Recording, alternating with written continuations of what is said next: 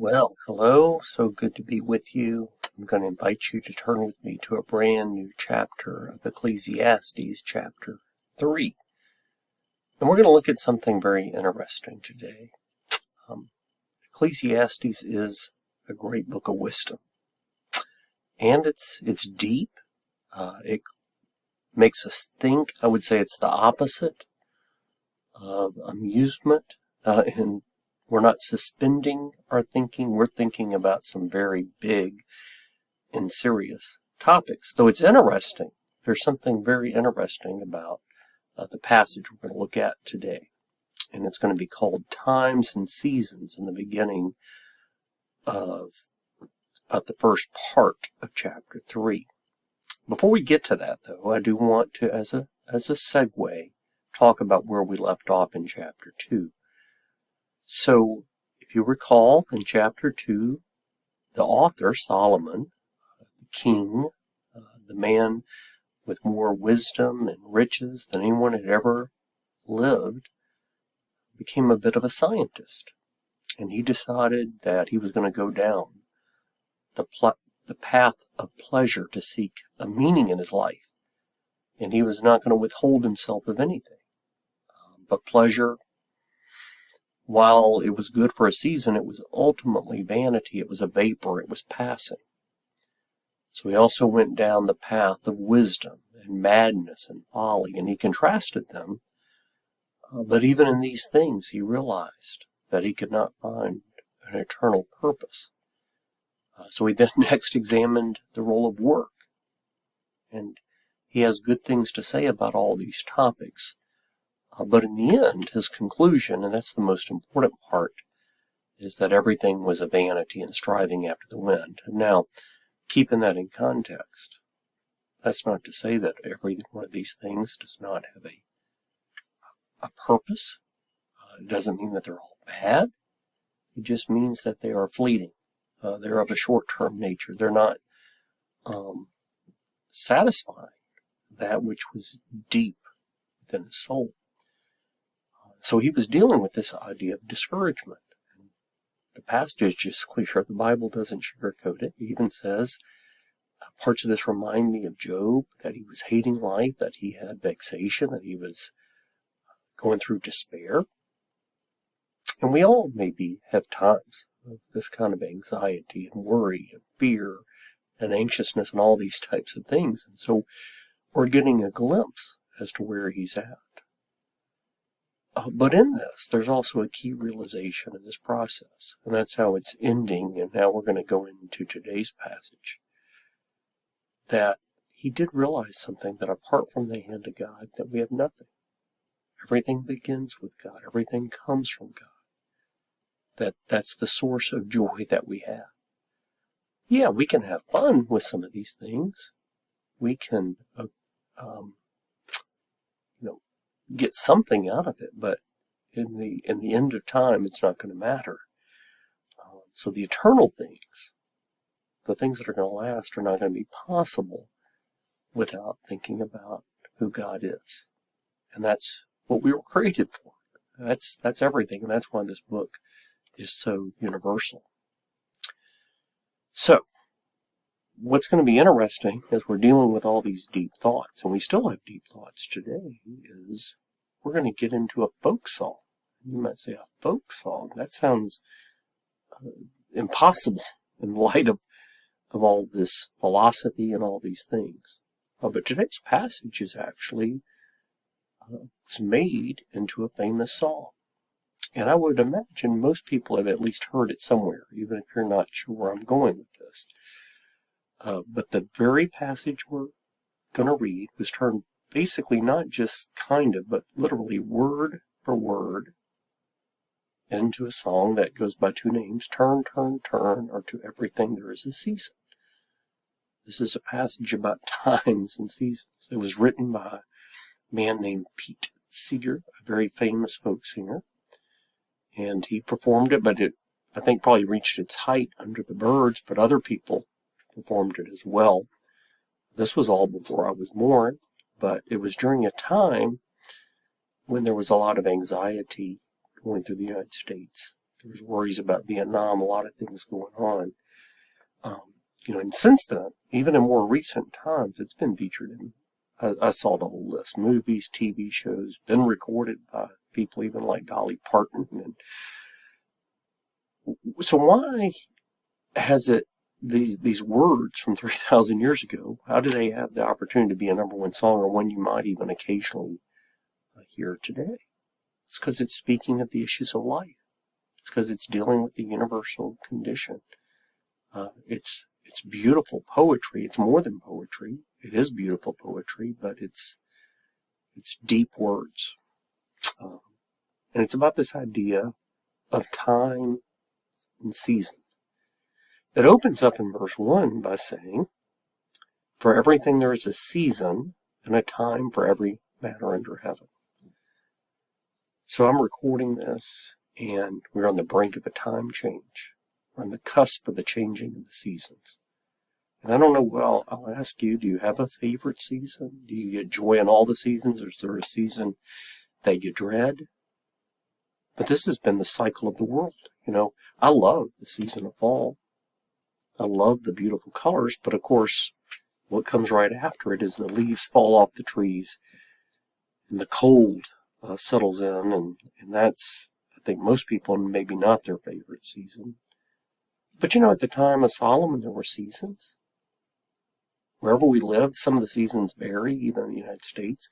Some places get a little bit colder winters. Some places get a little hotter summers, but we have the cycle of these seasons. Well, that's the weather.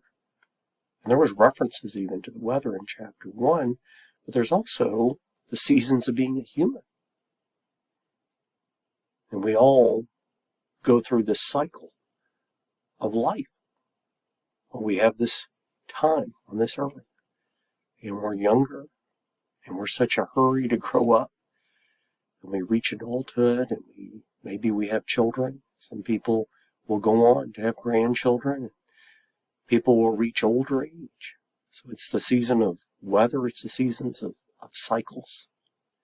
And in fact, it's interesting, because we're going to go through the whole passage at first, and then we're going to look at certain parts of it. There's not time to go do a deep dive on all of it. But if you count it up, and you can do so, I did, there are 28 times and seasons. And they're usually in groups of 2 by comparison. And there's 28 cycles in the moon. Particularly in the ancient calendar, 28 days in a month. There's something interesting about even this being these 28 references. Let me begin by just reading through them. A time to be born and a time to die. A time to plant and a time to pluck up what is planted. A time to kill, a time to heal. A time to break down and a time to build up. A time to weep and a time to laugh. A time to mourn and a time to dance. A time to cast away stones and a time to gather stones together. A time to embrace and a time to refrain from embracing. A time to seek and a time to lose. A time to keep and a time to cast away. A time to tear and a time to sow. A time to keep silence. A time to speak. A time to love. A time to hate. And a time for war and a time for peace. Well, 28 things.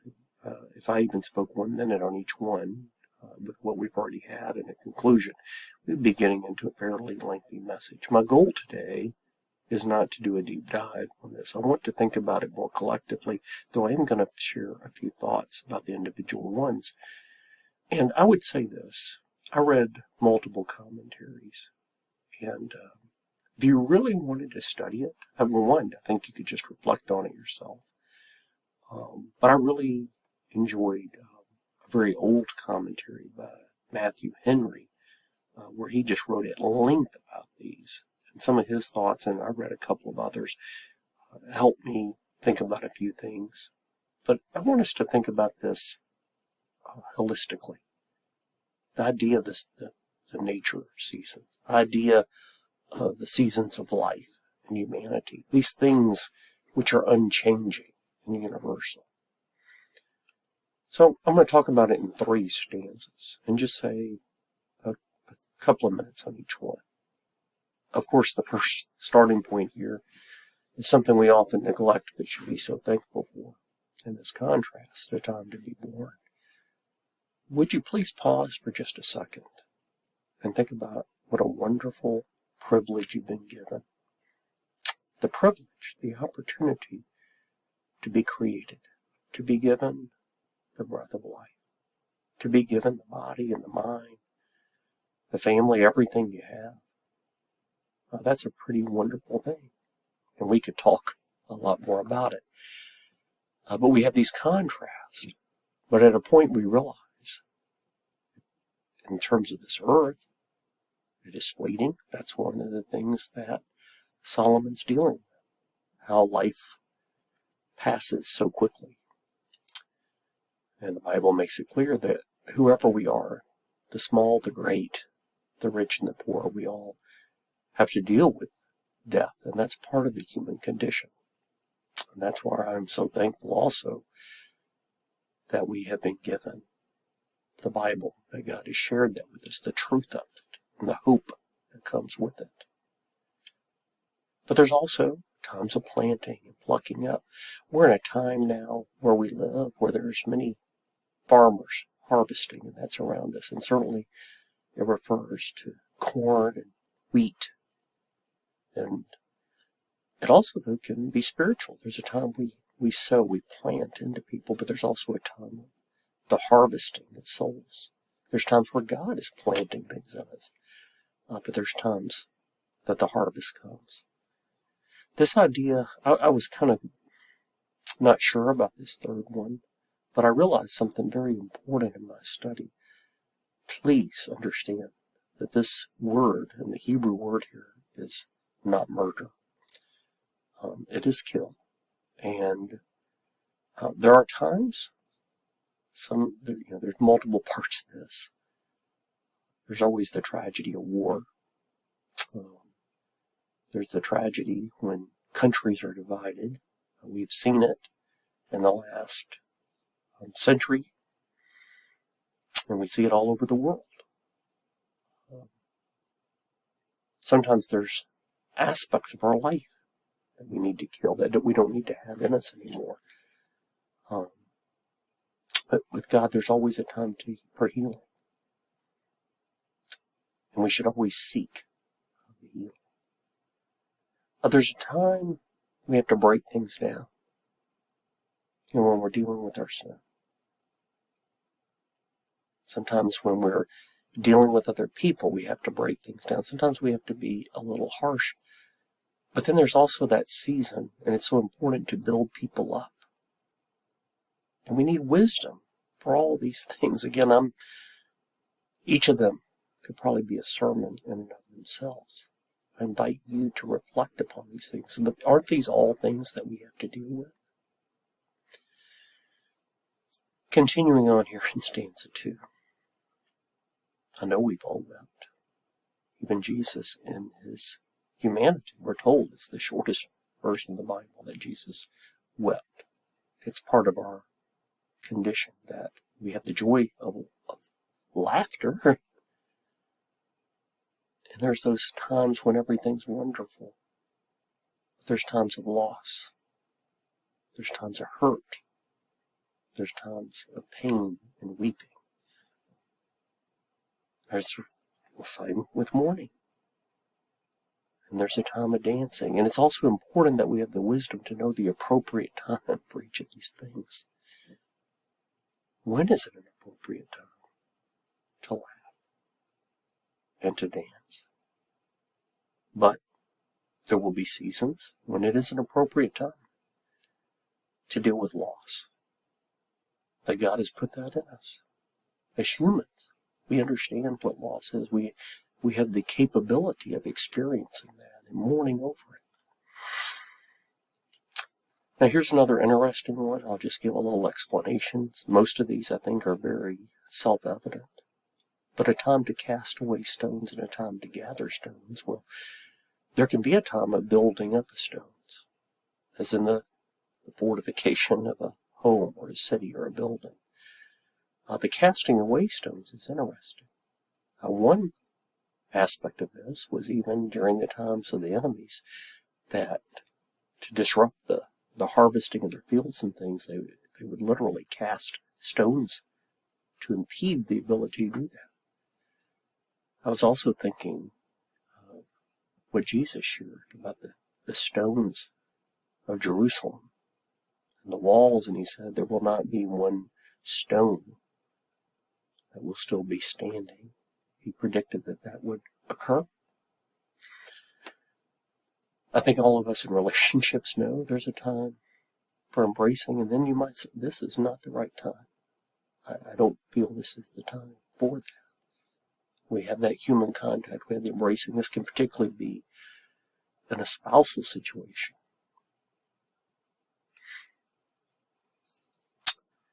And in this concluding stanza, again, just sharing a few thoughts before I try to make some sense of the whole passage.